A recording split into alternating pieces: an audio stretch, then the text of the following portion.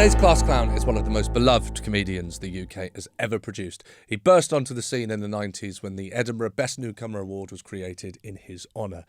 He then became a TV favourite, hosting iconic TV shows such as You've Been Framed and his very own TV Burp.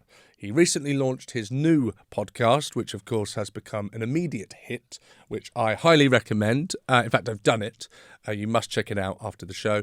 If you haven't worked it out by now, this is, of course, the wonderful Harry Hill.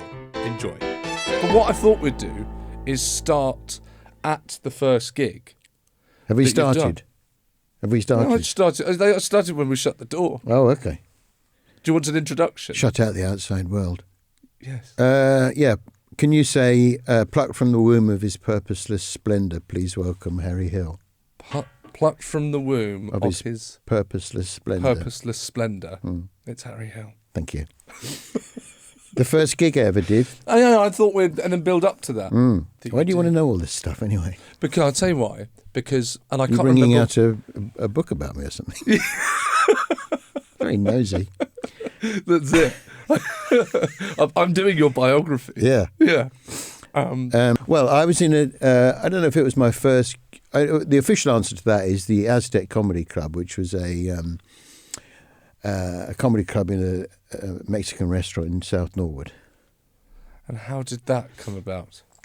So what happened was I was in a double act.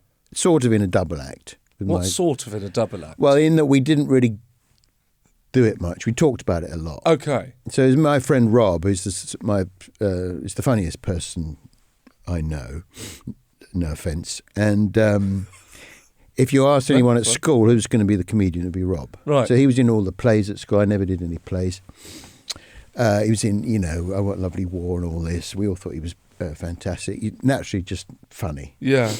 But as you know, there's a difference between funny to friends and getting that special hug you can only get from a stranger. Yeah. And there's a difference between funny and the craft of comedy. Well, but it is, and fundamentally, all it's about really is if you can be bothered, and he couldn't be bothered. Harry, I was last year. Last year I was in New York, and there were a group of for a friend of mine. His name's Mike Fries. He's an Irish comic, but he actually started out in New York. Wow. We happened to be in New York at the same time, so he knew all the New York comics. I'm with these guys, and the guy that they all thought was the funniest kind of refused to do it. And someone said to him after the gig, a woman said, "Sorry, are you a comic as well?" And he said, "No, I'm in my 30s." Yeah. He found the idea of being a comedian totally embarrassing. Yeah. Well, there is something. There's something in that. Yes. So Rob, you're in this kind of. So we were in this double act. Well, basically, my sister got a job. I mean, how far back you want to go? We were like maybe 18. I don't know. Maybe I don't know if he was still at school. My sister had this job in this play thing in the summer with kids. And she said, "Why don't we do this show for them?" So is this your first venture into performing? Well, no, that was the Cub Panto. Okay. Yeah, age 9. Okay, yeah. All right. Yeah. We'll come back to that. That's when I got the real taste for it. Yeah. Anyway, blah blah blah. But so we used to. When I first came to London, there was this thing called alternative cabaret, right? And it wasn't the same as alternative comedy. It was called alternative cabaret. And you'd go to this room in a pub, above a pub, and it was like, there'd be a poet, there'd be 2 poets, there'd be a juggler, there'd be a comic, but not like comics in a sort of professional way. It was all very sort of amateurish, or kind of not amateurish actually, because a lot of it was really good, but it was not formulated it wasn't like 3 acts and a compare. Yes, and there'd always be one person that would be just terrible and die. The one I remember was this guy called Jimbo. I don't know if Jimbo's still working, but this is a guy who's like, most of the time he'd really die badly. I mean, it's just like terrible. But every now and then he would just be brilliant. And it wasn't clear what he was doing differently, It was something so he was kind of magnetic to watch because you thought, is it tonight? He's going to be brilliant again. Yeah. And I remember him. I was sat with him at the up the creek in Greenwich, and by then I knew him a bit because I'd see him around. He never got a booking over 5 minutes. He never got past the open spot. Really, maybe he got, I don't know, 10s or something. And all right, Jimbo. He goes on, and he's only got 5 minutes, and he does this whole thing. He's got a dog, like a stuffed dog soft toy thing, that he spends maybe 3 minutes tying to the microphone with the lead, and then he opens a tin of dog food and tries to get the soft toy dog to eat the dog food. Then he eats the dog food, right? And as he came off, I was next on. He passes me, and I said, "How did it go?" And he said, "Well, what can you do in 5 minutes?" Which is great, Which is, but they always felt like you wanted. He could have been. Had like a kind of spirit of Freddie Starr about him. He was like very sort of dangerous, and in a way that you thought, well, I don't know what the hell's going to happen next. I mean, now that doesn't happen anymore. No, maybe not. Yeah, well, there you are. That's for sure. There you are. Yes. Yeah. Right. We went to the first gig that the proper gig that the Hall brothers. Yes. We were called. Why? Because my real surname is Hall. Right. Fair enough. But he's not Hall. No. Why do we go with your last name? Because I was the bossy ego? one. I was the bossy one. Yeah. Well, I'll tell you why. Because his surname's Mills, and there was a Mills Brothers, which was sort of jazz trio. Okay. Fine. No, fair. And we didn't want to get mixed up with the jazz trio. We didn't want those sort of bookings. And we found out the thing about the Tunnel Club was I'd never even been to the Tunnel Club because it was virtually impossible to get to. It was out on the A2. It was basically on the flyover. It was there was like a big concrete flyover and one pub. It was like a sort of like a, I don't know. It was like the exterior you'd see for a sitcom. You'd see the exterior shot of one pub. Yes. On a concrete flyover. Yeah. And you'd absolutely. think, oh, here we go. Yeah. And then cut inside and it'd be a studio. Notorious club. Yeah. Well, we didn't know that. We just saw it listed. What you used to do, you'd buy time out, and there'd be the phone numbers in the back for all the clubs, and you'd phone them up, and they'd say, and most of them would, say, no, or they wouldn't answer. Yeah. It'd be an answering machine. Malcolm would answer. Yes. And you'd say, I wonder if I could. We're from Kent. We're quite sort of posh. I wonder if we could do a open spot. Yep. No problem. How about Sunday? Right. It's like that. Oh. Okay, fine. No one's smelling a rat, right? We go along there. We got there about 5:30. The entertainment didn't sort of start till 9 or. It's like ridiculous. And of course, that's what when you're new, that's what you. Yeah, you don't know. I used to arrive before the cleaner of the gig. Yeah. When I started. Yeah, it's what you know. You're kind of excited. You don't know what the hell to do, and you don't know what you're doing. And worse than that, we had printed. A5 leaflets, which we'd photocopied. My friend Robert was he's a graphic designer. He'd printed about the Hall brothers, right? With my home phone number on. And we went around putting them on all the tables, right? Malcolm said, he said, do you want to do a sound check? I said, no, we don't use mics. He said, well, you might want to tonight. Okay, well, okay, we will then. Right, so we had these, and we go on, and it's just like, it's basically sort of student review. Yeah. Well, how did you get, do you remember how you got this act together, whatever this was? We were drunk. Okay, yeah. We would go to the pub, and we'd be laughing our heads off at this stuff. Right, we'd be scribbling it down. I still got the notes, No, you don't. That's fantastic. Yeah. I sort of always keep everything. Oh, that's lovely.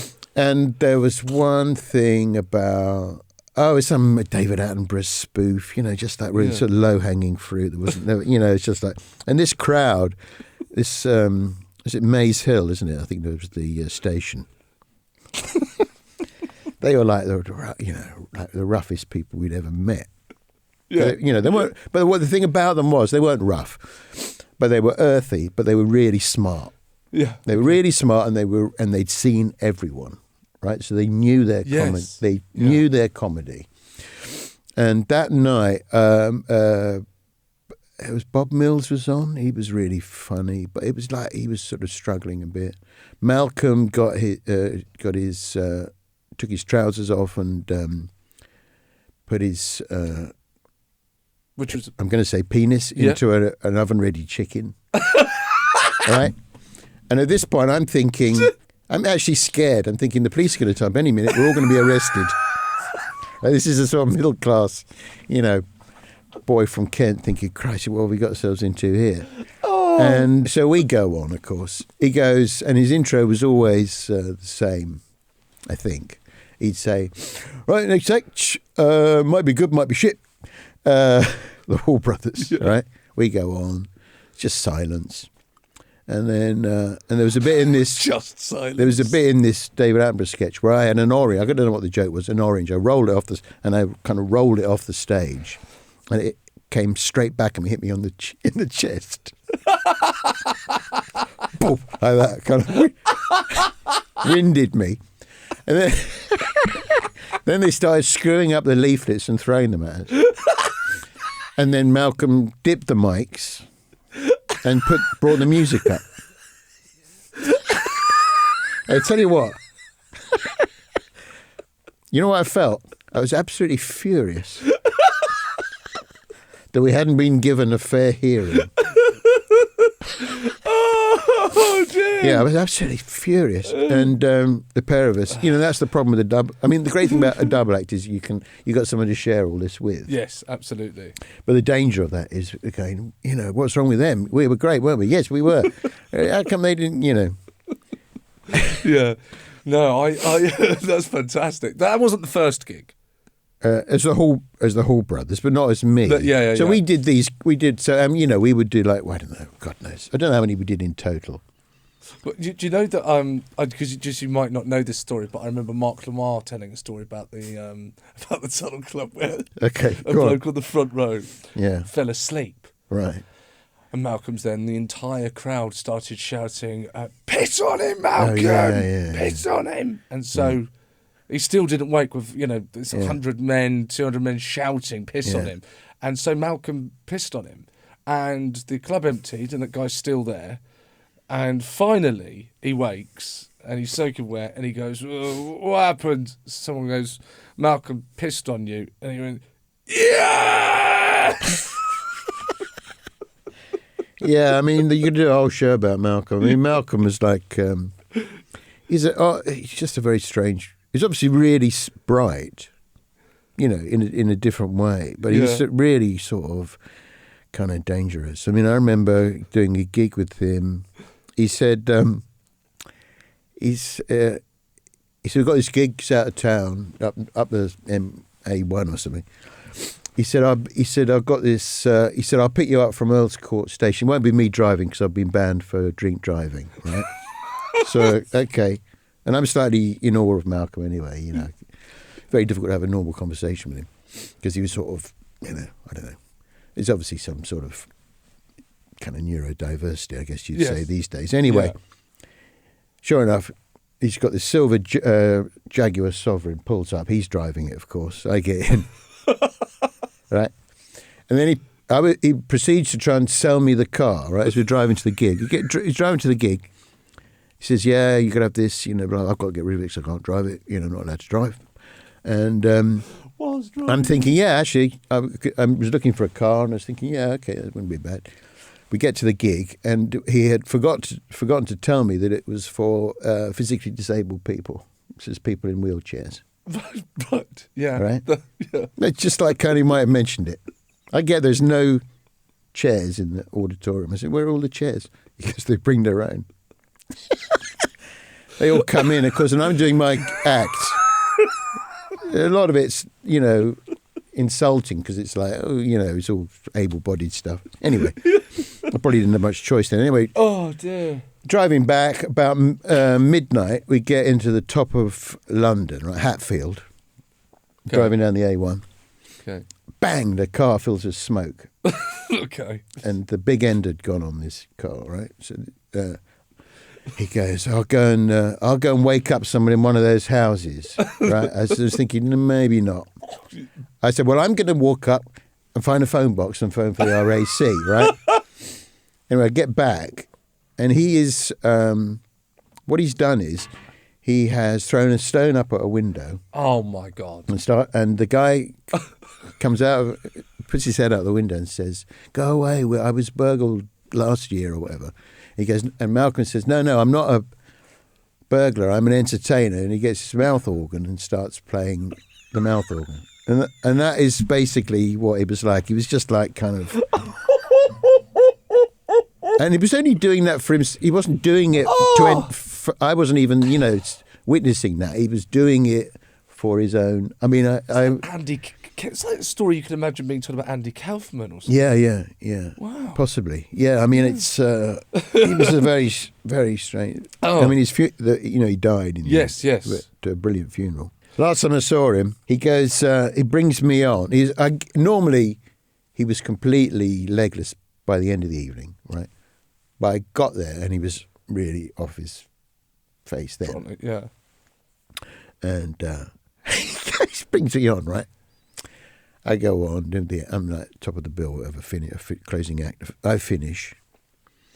And he walks up to sort of take over to say, that's it, everyone. And he walks up and he trips up on the stairs, going up onto the stage. There's like 2 steps. Yeah. Falls flat on his face onto the stage and doesn't get up. Right? Everyone's sitting there like, and then the bouncer, 2 bouncers came and carried him off. Well, it's tragic, really, because no word said about it.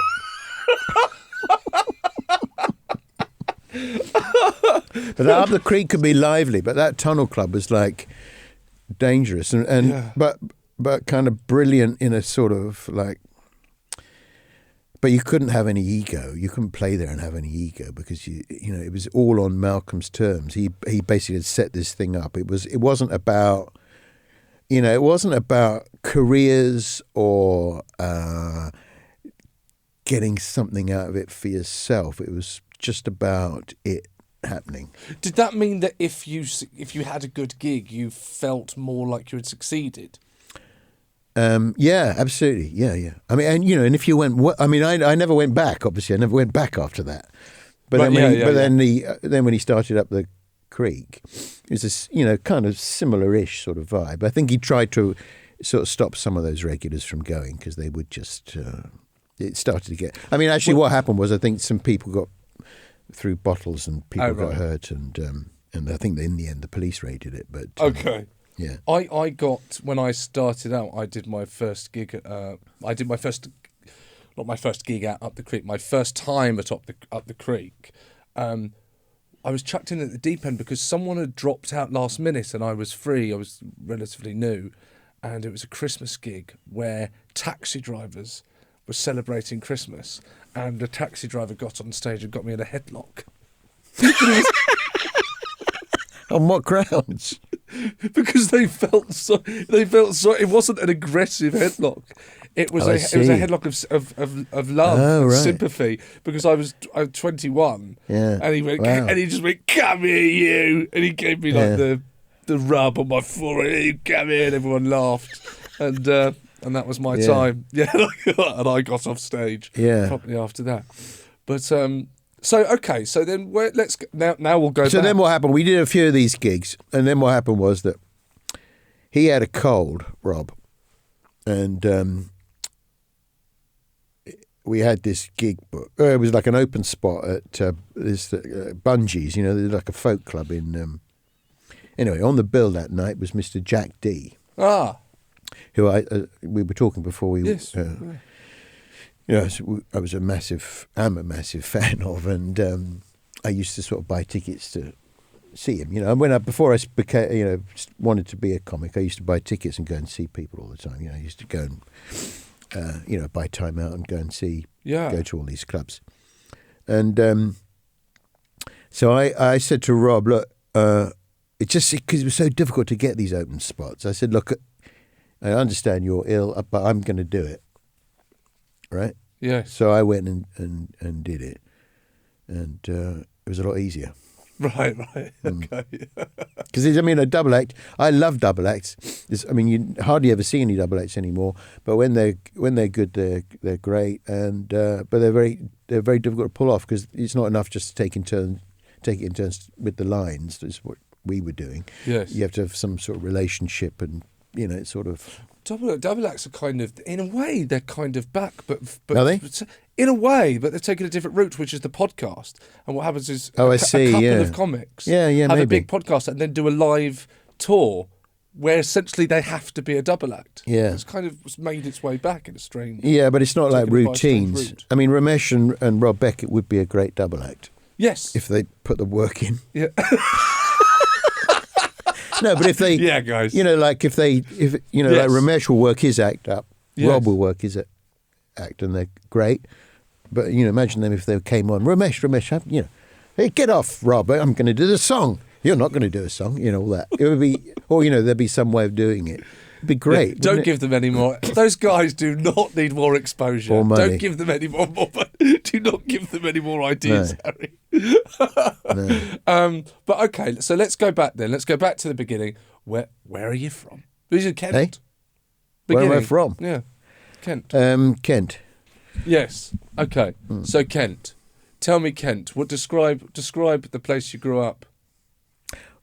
Well, we moved around a bit in Kent. What you love? We moved around a bit within Kent. Yeah. Okay. So Fucking Kent. I grew up. Kent. I was about 5. My parents got divorced, so I was about 5 or 6. So I don't, you don't remember much. No. I went to school. I started going to school there. I remember going to one of my earliest memories going to a kids' party, and the dad got home from work and took his legs off. He had what we used to call tin legs. He had prosthetic legs. Yes. Which is a hell of a shock. That's your first memory. Well, so it's a very clear memory. Yeah. I thought, blimey. It feels like... Bit much. Yeah. Because these things were kept behind closed doors. Well, these You're things getting a warning for that, mate. It's a kids' party. You see that sort of thing all the time now, and rightly so. But in the, what is that? The 60s probably, late 60s. That was like... You got to call ahead if you're going to take your legs off. Come on. Yeah. That's me there, look. If you've listened... There you are. I think I'm about 9 there. 9. Okay, well, I'm going to go to 7 because I'm going to quote Aristotle. Are you ready? Oh, okay. Yeah. Aristotle says, give me a child until the age of 7 and I will show you the foundations of the man. Can he foresee where this kid's going to end up, do you think? I have a theory. There may be reasons why people become comedians, but it may be as simple as you have a bit of talent and you like doing it. Right. So what you're kind of saying is you're not going with the kind of broken, person that's had some sort of awful childhood and they need to. Do go on I stage look like a broken person?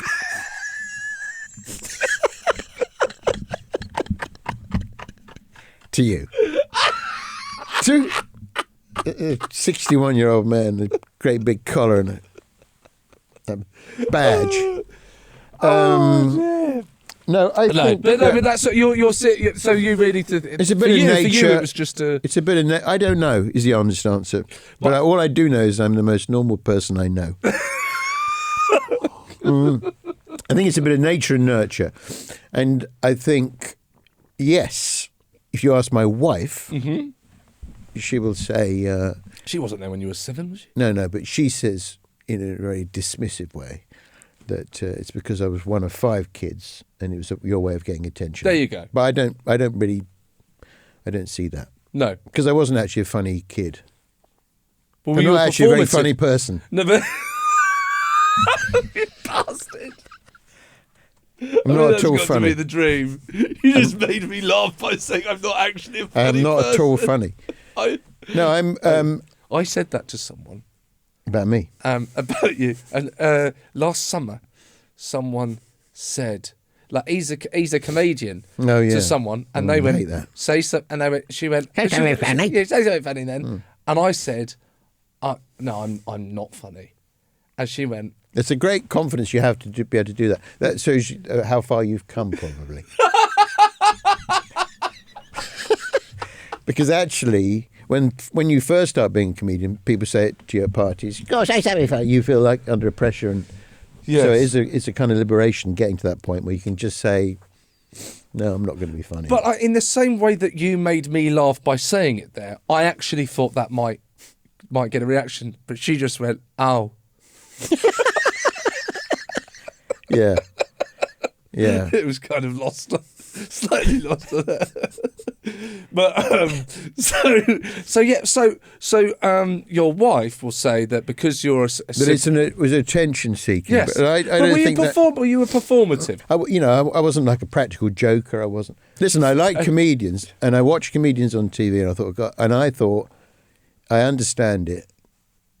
I understand what you're doing, and I understand how jokes work, and But I think it's like musicians. It's like a musician understanding, picking up a guitar and being able to play it, or Yes.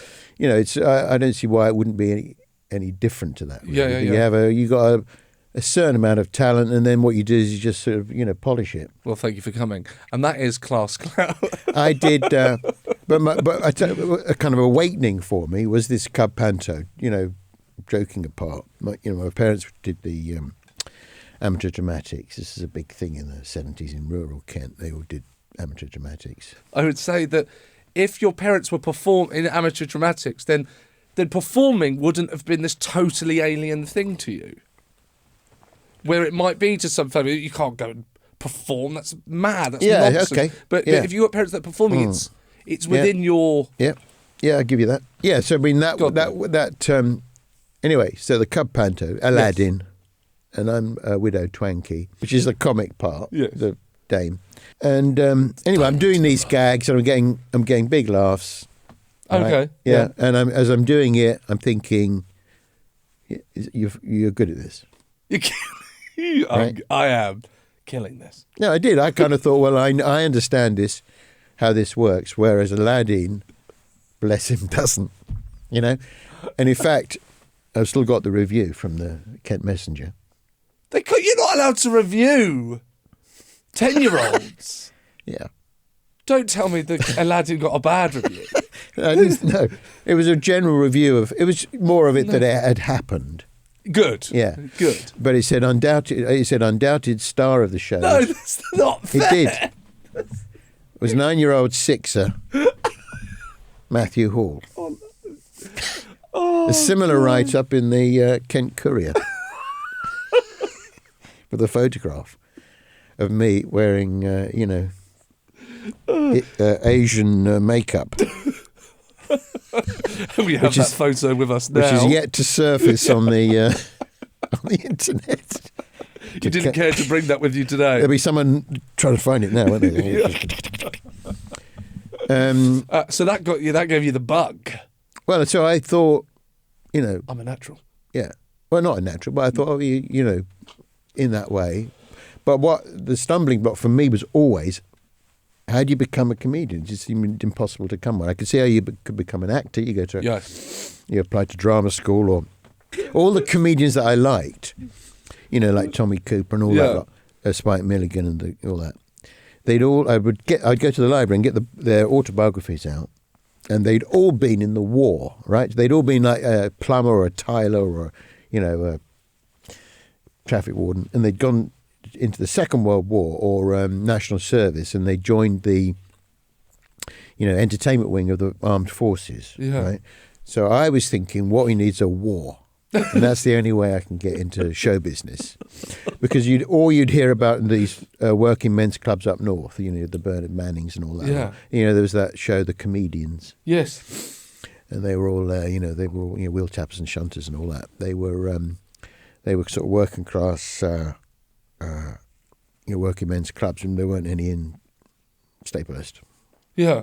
But fundamentally, I couldn't say to my mum, I want to be a stand-up comedian. I mean, it's a ridiculous thing to say. And I couldn't have said I wanted to be an actor, frankly. Maybe could have got away with that. And so it's just kind of left. You don't do drama at school? No, because then I got myself into this sort of cycle of science, to do medical school. Yes. So I didn't find that easy. I found that really hard. So I had to work really hard at it to try and get the grades that I needed, which was stupid. Well, I kind of, I don't know if it was my mum or I had this sort of sense instilled in me that life should be a struggle, in a way. I do know what you mean. That anything that came easy wasn't worth having. Yes, yeah. And that you had to strive for these goals, and it was normal to be struggling and not finding it easy. Whereas actually, now I mean, I've got 3 kids of my own. The obvious thing is to do what you're good at. Yes. I mean, all this is, whatever, it doesn't really matter, because in the end, it all worked out okay. And if I had tried to be a comedian, God knows, 20 or something, I wouldn't have been any good. But it's interesting that something was instilled in you that you're going to have to. And I assume most people, maybe I'm wrong, but most people that go into medical profession, doctors have to work incredibly hard to be good at that. And no, that's not true. Some people, like my friend Matt, who used to help me out in shows and stuff, he found it very easy. Medicine, yeah. He understood it very easily, learned it very easily. I'd be in the library every night trying to remember all these different muscles and nerves and stuff. Yeah. And he'd hardly do it. It seemed to me anyway, he'd hardly do any homework. And then he'd sort of, he did fail his finals, but right. He did qualify eventually. But some would find it easy. I think it's about finding if you're interested enough in something. And I wasn't that interested in it. Well, you realised, Harry, that laughter is the best medicine. Thank you. Goodbye. No. So, yeah. But I wanted to make, I suppose, a semi-serious point that you had working hard was instilled in you through doing that, through finding that difficult and pursuing that degree. And that came in handy. Yes. Well, I had the wonderful Al Murray came in, and what did he say? He mentioned he was very grateful to you because he used to be really lazy. Yes, and he mentioned this, and he mentioned a car journey home back from a gig, and talking about to him that you changed his life. You really is that bad? You really did. You changed the course of his life. This what did I do? Fleeting conversation to you. I told him to do the clubs, right? Did I tell him to do the clubs? You told him that he was lazy and that he was very talented. But I didn't say. I'm sure I wouldn't say lazy. No, you wouldn't have. But you were the implication being that if he worked hard, all this could be yours. Well, one day you're going to have a This is a real job. You have to work hard. One day you're going. This is what Al said. That you explained that one day you might have kids, and you're going to have to. I can't believe that. But the truth is, he used to share a flat with. Richard Herring and Stuart Lee, I think. Certainly with Richard Herring. I think he did, yeah. I mean, I know he met them at university, but And I remember going round there to pick him up, to take him to a gig or something. And it'd be like lunchtime. He'd be sat watching, VHSs of, old films or Star Wars, Star Trek and all that sort of. And I was thinking, Jesus, put yourself together, mate. But he had this. Comics. How old is he? He's in his 20s, and you're thinking, pull yourself together because he was watching Star Wars. You'll never make anything of yourself. And but because he had this act, Al, I'm sure he mentioned it. He had this serial killer act. His first act, right? I knew him, and he's younger, quite significantly younger than me, maybe sort of 4 or 5 years younger than me.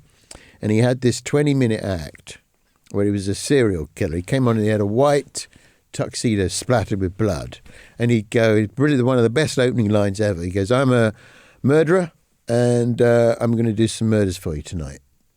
Right? And he'd say, "First of all, we're going to use the AK-47, whatever, some gun," and he'd do all the sound effects. Yes, he would mention the sound effects. Yeah, of these. He'd be screwing on this silencer onto a Luger, or the PP, whatever it was, and then he'd say, "It was first you have to open the boot. He'd open the boot, and make the sound of it, and then he would shoot. He's going to shoot something. I don't know what it was, and you'd hear these sort of. He'd do these sounds, and it would build. Did he talk to you about how the sort of finale of the act? So. No. The finale of the act. So he'd kill various things. And for the finale, he'd say, "And now what I'm going to do, I've got a Spitfire, a Rolls-Royce Merlin Spitfire engine mounted on a block or whatever. He said, I'm going to start it up, and then I'm going to throw into the rotating propeller either a goat or a pig, you decide." Obviously, there wasn't any of this there. It was just him doing the sound. So he'd go like that. And he'd start all this really loud noise. It was really loud. And he'd say, they'd always vote for the pig, right? So he'd make all the sounds of the pig trying to escape. It was really horrible, but really kind of just so funny because it was so extreme. He'd throw the pig into the thing, and you'd hear this sound, kind of like that. Squealing. And he'd go, "We'll do the goat as well, just for luck." And he'd throw the goat, and he'd throw this. Yeah, it was just like you couldn't follow it. It was just like absolutely a knockout. Yes, and because it was such a solid act, I don't know how he'd come up with it, because he wasn't doing the what I said. Is my memory is I said to him, "You should do the club." He never played the clubs, right? Because they were difficult to get onto. He just did support act for Frank Skinner, and he did a bit for me, and other acts. So he was making a living. It was quite a comfortable living, but living a kind of student existence. Well, it was more. Yes, he told us that he was kind of naturally. He I think the reason I misquoted you is he was saying he was naturally lazy, and that it was you that in this conversation you had in the car. But I do know that the real impact was the getting up and writing. And after the conversation that you had with him in the car, it was basically the next day that he got up and he would wake up and he would write, and he would suddenly write all of a full and he has hour, a massive an Edinburgh turnover. show, and then he got nominated. I think he won, and he didn't look back. Yeah, he's actually one of the hardest working, comics, isn't he, Al? He's always turning stuff over. To bring it back to you, who is here, he's got that. For the reason I told you that is because that comes from you, and I'm suggesting that maybe because when I gave up my job, right, I was a doctor, so I was like working, God knows, 100 hours a week. I was up at 6:30, get in the car, drive to. I was working at Kingston Hospital. It's my last. Ashford Hospital in Middlesex. That was my last job. Get up, to get there at 7:30, go in the canteen, a full English breakfast, do the ward round at 7:45 or something. Have all this work to do all day, go around sort of and not enjoying it really. And, sorry, were you a GP? No, hospital. No, sorry. I'd be going around, taking blood and resuscitating people and signing death certificates and God knows what. It was just like a headless chicken. Yeah. All day long. End of the day, drive back as fast as I could. Get a Chinese takeaway on the way back, 4 cans. Yeah. Drink the 4 cans, eat the Chinese takeaway, bed. Wake up. So it was like that. Yeah. So then when I gave it up, it was like, what do I do? So I would, for a long time, I would have that routine of getting up early, feeling like I had to do, I should do something. I had this sort of energy, and so I would, write. But you can write as many jokes as you like, but it's very hard to get any good ones. Oh, absolutely. Now, when you were working in the hospitals, was it still at that time that you were going to watch comedy? Did you still have time to remain a fan? No, I couldn't really do anything. No, Jesus wept. Couldn't really do anything. What did I do? I can't remember. Medical school. A lot of drinking. About then? Yeah, I mean, when I was in medical school, that's when I went to. That's when you were going to the comedy? I used to go and see, a lot of gigs. And how did you come to know about the gigs? Because a lot of people... Well, there was no Live at the Apollo. It wasn't, as you know, it wasn't as mainstream as it is now. So you kind of had, like you said, you had to find time out. How did you know that there were these things called comedy clubs where you could go and watch this new thing that was alternative comedy? Well, because, I mean, we're jumping ahead a bit, but so when I was about, I don't know, 13, 14, I remember there used to be this thing on Saturday telly called Seaside Special in the summer. Do you remember them? No. Too young. So these were terrible light entertainment shows in a big top. And it would be Little and Large, or it would be, that generation. Oh, yeah. A comic. And I remember sitting there watching this. And so, by then I was a fan of Spike Milligan and Monty Python.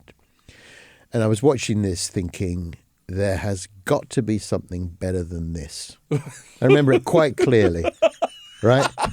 Actually feeling quite angry, thinking, what do they take us for? Right? An angry, teenager. And then what happened was that alternative comedy came along, which, we're all used to now, but at the time was just fantastic.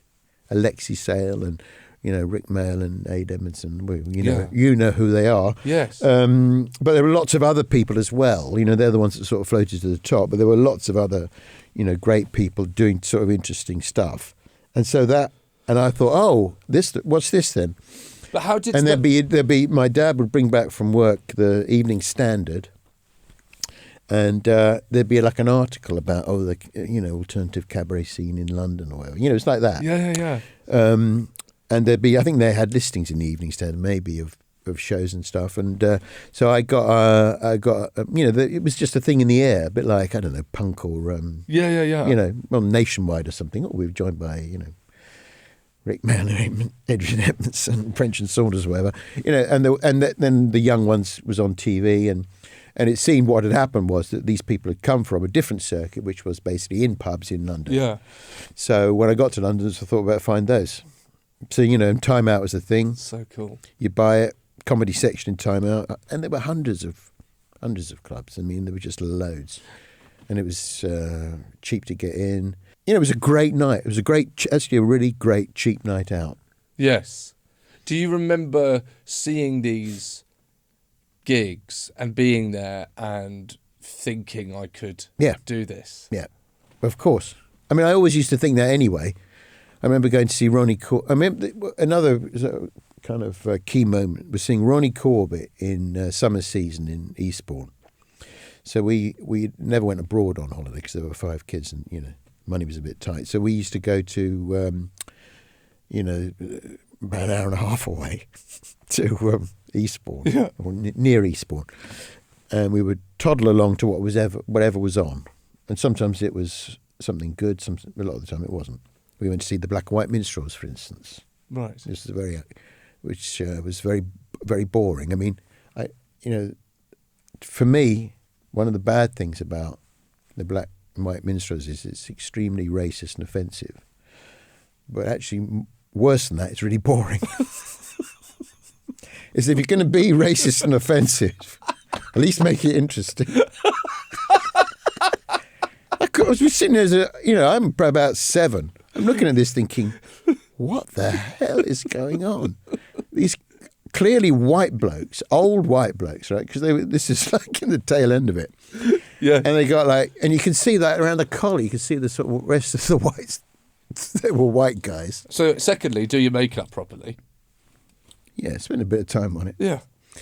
And they're going, and all the women in it were like younger. They were in their 20s, like blonde, sort of, I don't know, God knows. And they're going,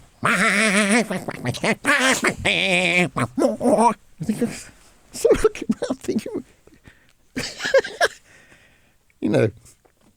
why would anyone? It went on and on and on.